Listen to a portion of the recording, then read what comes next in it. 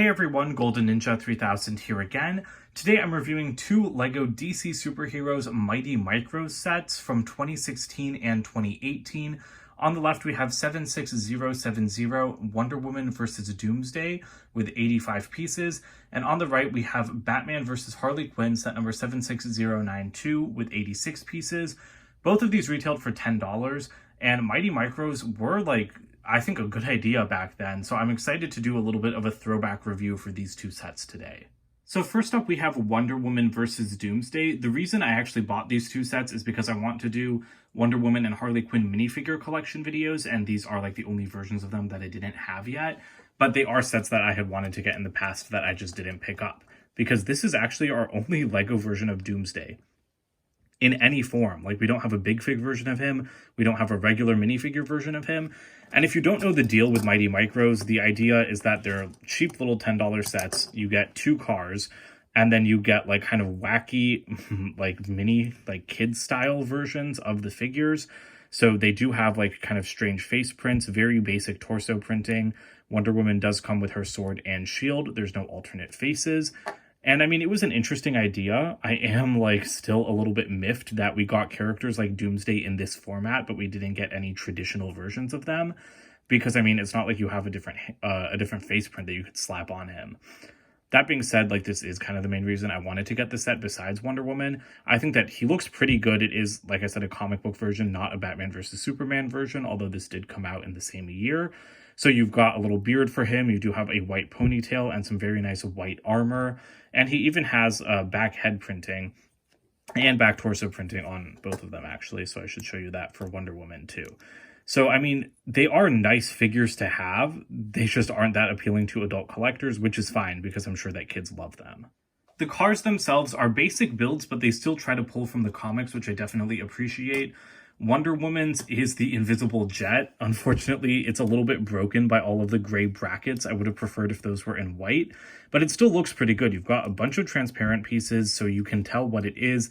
There's a singular lever that would be very difficult for her to grab. I would have preferred a steering wheel personally, but it is a plane, so I get why they put a joystick. I like the nose of it, and then the hero vehicles do have these kind of staggered wheel sizes, so you can make it pop a wheelie once the figure is inside. And I mean, these are little gimmick sets, but I feel like they're pretty fun, you know, they are very small, but they definitely work well, and I'm honestly kind of sad that LEGO didn't make more of them. This is Doomsday's car. It's much less interesting. I like the green tooth pieces and the white ones.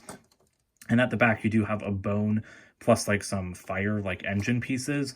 So that's nice, and he does get a steering wheel, and all you got to do with these is kind of lift up their arms, make sure his hair doesn't fall out, and then because they have the short legs, they just stand straight up. I honestly think that LEGO could have done this idea with regular sized minifigures, but it's just interesting to kind of look back on these because these were the $10 gimmick sets, you know, back in 2016 to 2018, and now we've got kind of the Marvel mechs instead, although LEGO doesn't do them for DC. And it's just interesting to kind of see that evolution. Next up is Batman and Harley Quinn, and I also apologize if these guys start rolling anywhere across the table because I think my table does have a slight slant to it on the carpeted floor. Batman is, I think, the most uninteresting figure across either of these sets. He does have a little bit of a crazy face print and tan skin because LEGO still can't print a skin tone on black. Basic torso printing, he's just holding a grappling hook.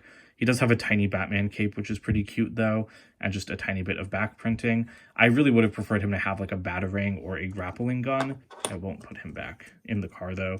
And then this is the reason why I bought this set, Harley Quinn, so I could complete my minifigure collection. I actually really like her hammer. I didn't even realize that she had a hammer this nice in a set this small. You could easily modify that to be larger for a regular size minifigure. She also has a pretty nice torso print. This was kind of during the height of her red and blue era. LEGO's kind of gone back to her red and black look, which I kind of prefer. But this is still a pretty nice torso. I really like that face with the tongue sticking out. And of course, this dual tone hairpiece was always really cool. The cars here are a little bit more interesting to me than at least Doomsday's. I really liked Wonder Woman's. Batman's is meant to look like the Batwing, which I kind of just realized, but that is really clever, and I think that that's awesome. I think the idea of putting flying vehicles on wheels for these sets is pretty clever. I really like the shaping at the front with these 1x2 pieces and the printed Batman logo. And there is enough space for him to sit in there, as well as a steering wheel. And I mean, I think this thing is pretty well detailed all around. Like, you've got the vents on the back, you've got the wing shape with like some cannons, even though they can't fire. And again, this one can also pop a wheelie. And then Harley Quinn's, I really love the use of these like mudguard pieces in red and blue. I just think that that is absolutely perfect. I also like the kind of clockwork wind-up style of the car, because that does seem very Joker and Harley-esque. And LEGO does bring the two-toned color scheme in throughout in, I think, a pretty effective way. There's also like a little bar on the front of her car, so like you could even make Batman grab it if you wanted to. I mean, I guess maybe that's there for the hook, so that he can like hook onto the front of her car. But I feel like it would work a little bit better if he actually had like a grappling gun instead of just holding a hook. The back of the car is also finished off pretty nicely. I think the only way this could be better is if they had included flames on Harley's car the same way they had on Doomsday's. But she does get a red steering wheel. She's very easy to just pop in there, and there's plenty of room for her to wield her hammer. And it's the same thing with Batman. I do like that they fit in these vehicles so easily, even with their accessories. And, oh, Harley can pop a wheelie too. That's pretty nice. Maybe the weight of the hammer helps her keep it. But can Doomsday's do it? No, not really. I think like the bone on the back of his car gets in the way. But I mean, like, these things are a lot of fun to play with as well, you know? Like, it's super easy to just smash them into each other. And I mean, that's what, I mean, if you don't keep missing them like I do, but I mean, that's what they're designed for. And I do like kind of like zooming these all over the place. I've got some other DC Mighty Micro sets. These were just kind of the two that I had never gotten before. And so I am glad that I ended up picking them up. Here are the extra pieces. On the left, of course, is Wonder Woman versus Doomsday, and on the right is Batman versus Harley Quinn.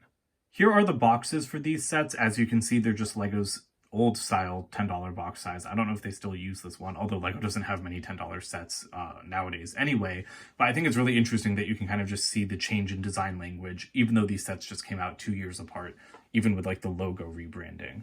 And then at the back, you do have images advertising the other sets in the wave. I believe I have Bizarro versus Superman, and I think I also have Supergirl versus Brainiac. And they did do 3 years of Mighty Micros, I think. I'm pretty sure they did, so I think I've got some from the other year as well. Instructions came in the form of 3 pamphlets per set. So you did have one showing you how to build Wonder Woman's car, one showing you how to build Doomsday's car, and then one had the set inventory and advertisements for other sets of the year. And to me, like, this is like a really interesting kind of time capsule moment, because summer 2016 was pretty decent for LEGO superheroes. Like, I really liked the Bat Tank, I loved this Scarecrow set, and I also loved that Harley Quinn motorcycle set. These were the ones that were kind of inspired by the Suicide Squad, and like I said, you do have the inventory as well as the Win ad. And then it's the same thing for the other set. You've got Harley Quinn and Batman manuals, but because this one was from 2018, we did have a different array of sets. That's the inventory. But these were the very last Justice League sets we ever got, because we never ended up getting more. And this mech, I still think that this mech was a great LEGO set. Like, that's still one of my favorite DC sets to this day. I did like Mighty Micro sets when they came out, and I still like them. Like I said earlier, I think that they were great gimmick sets. The only annoying thing is getting comic book versions of characters that we never got regular versions of. But like Wonder Woman and Batman and Harley Quinn, we got plenty of regular versions of them. So getting these like little kid, like comic booky, like kind of wacky versions of them, it was pretty fun. I think that the cars were good builds. There was a lot of play value in these sets. And while the Marvel mech sets are a good $10 gimmick replacement, although now they're $15 and they took away like half the articulation in 2023, I do kind of miss this era of LEGO superheroes from like 2015 to like 2018. So let me know what you guys think about these sets in the comments below. I hope that like maybe this is your first time hearing about them if you're a newer LEGO fan.